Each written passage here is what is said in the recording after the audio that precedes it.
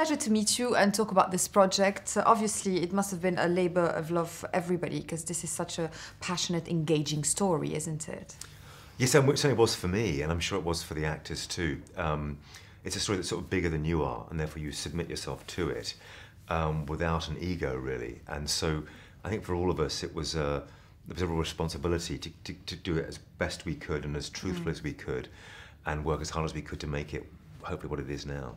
But also make it a film, you know, the fiction element is very important. The story is quite poetic at times. So how important is it for you that this is not a documentary? This is a fictionalized story. Well, it's a dramatic story based on a true story. And a documentary probably couldn't do what this screenplay did, which was to get into the nitty-gritty of a marriage, a relationship.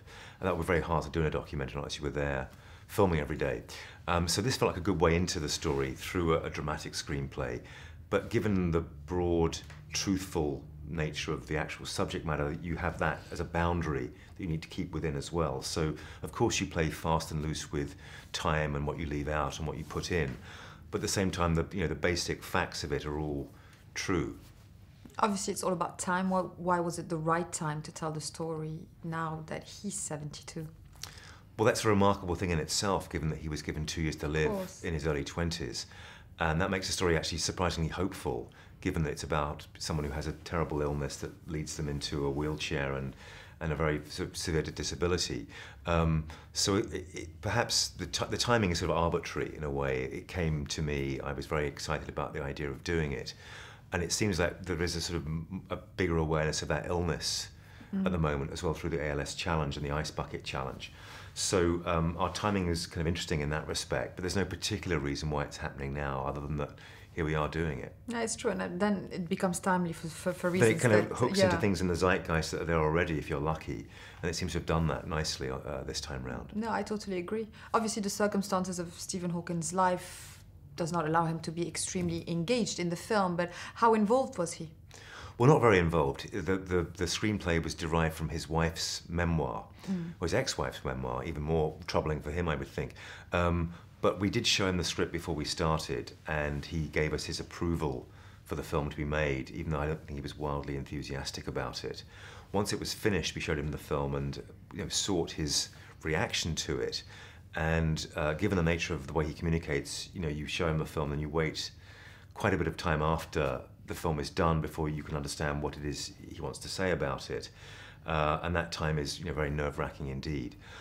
His proclamation at the time was that it felt broadly true to him, which is not bad, really, as a compliment or an endorsement of how we told the story.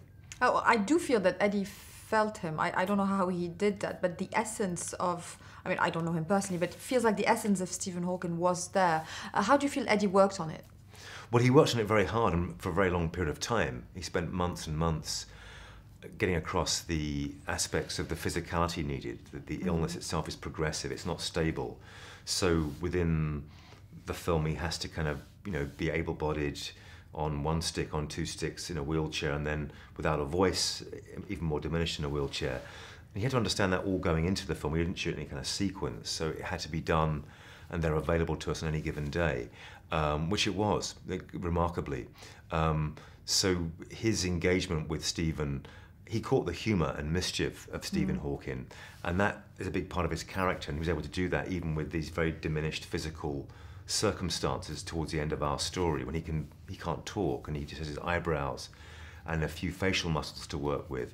But he invites you in to the character's emotional life, which is the most remarkable part of his performance, I think. Was it sure from the beginning that Eddie was perfect for this? It is sure now. Well, I guess it was in that case. Yeah. I mean, it was true as a kind of, not as a gamble, but as an instinct that I had and we had as a production to cast him. But I think the evidence is now in the film that it was a very, very good choice. Yeah, no, totally agree. And Felicity as well. I mean, she had that very, elusive performance where she's engaging, but you can't really know what she's thinking all the time, and I like that very much. Yes, and it's quite a complicated emotional performance. Yes.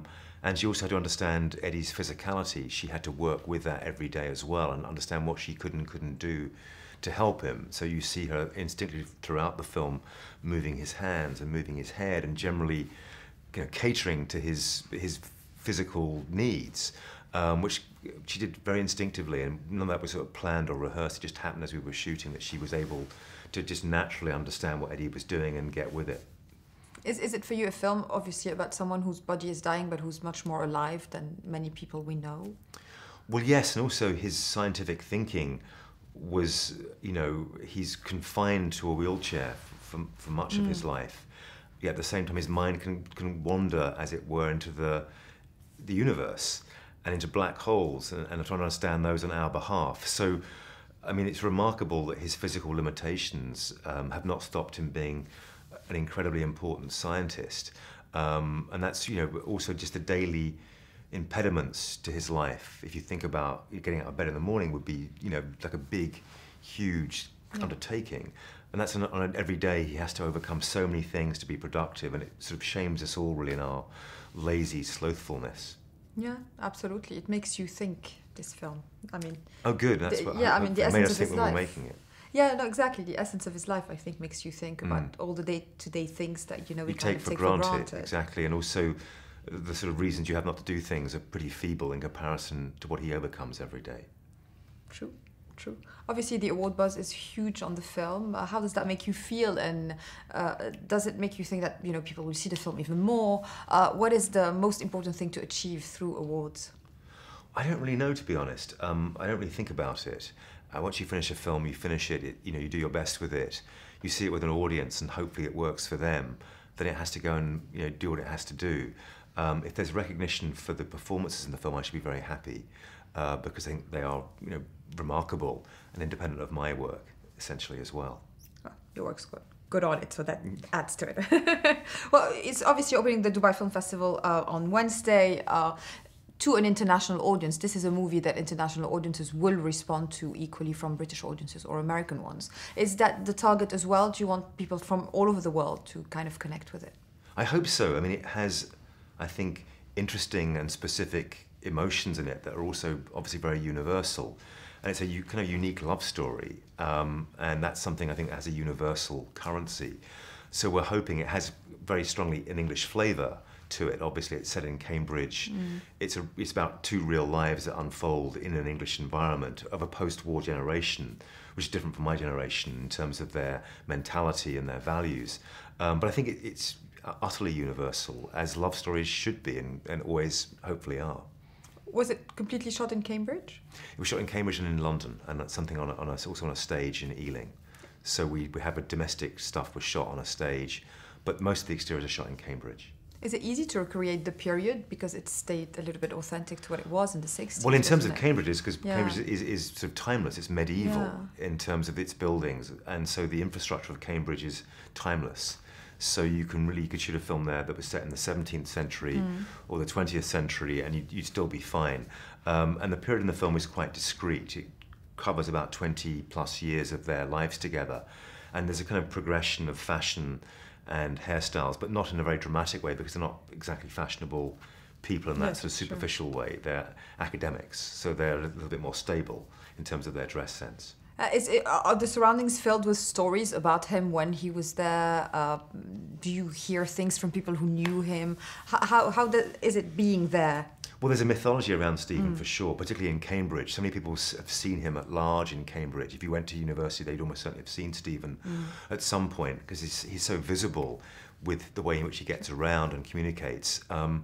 And it's a sort of a life that you can feel like could be told in very, very different ways. We've told the story of his marriage, his relationship, but there are many other stories you could tell about Stephen and his scientific career and his second marriage and his life now. There are all kinds of angles that a life like that is so rich and so surprising and unlikely. But our focus is on this love story between him and his first wife, Jane. Yeah, exactly. And also on, what stimulated his research and his mind. But because, the scientific jargon is not accessible to everybody, how do you make it for the screen? What are the challenges of that? Well, you make it very simple, and you work on simple visual metaphors, really. Yeah. As you're seeing behind here, I don't understand any of this stuff. And I understand all of it. It's so clear to me. So you can let us all know about that separately. So you try and keep it at a level that I understand, and that's a sort of general level. I'm neither very smart nor very dumb, I hope, about this stuff. So it's a level that I think you can understand the basic ideas that Stephen has been working with without getting too complicated. And to be honest with you, film is not really the best place to discuss theoretical physics. There are better forums to do that than a dramatic movie. Well, you also, explored his character as a popular figure in popular culture. I thought that was interesting. Well, he wrote A Brief History of Time, which was really for a general audience, distilling his ideas into something that was really quite accessible. We've taken that as our sort of, example, but also I was thinking of Isaac Newton and his apple, and those simple visual ideas of Archimedes jumping in his bath and displacing the water. There are sort of images in the history of science that can give you a playful representation of a much more complicated idea, and that's the level we were trying to do in the film. Are you able to gauge now what makes Stephen Hawking so charismatic and popular with audiences, even those who are not interested in science? Well, I think he has been very enthusiastic about making these ideas simple and available to us, not to diminish their complexity, but his great mission has been to make theoretical physics and science in general more available to people. He's written books with his daughter as well that are for kids. So that's been his mission in life, to do that and to not make it into the preserve of just an elite of people who can understand the very baroque part of this scientific inquiry. So we try to be true to that too in our own sort of simple way. And finally, what will you remember as the main challenges of making this story come to the screen? Well, I think the main challenges really weren't for me, they were for the actors. And my job was to be true to that and then to take what they offered when we were filming and make something in the cutting room that's coherent and respectful and true to their performances. And so, if anything in the film I'm proud of, it's the performances.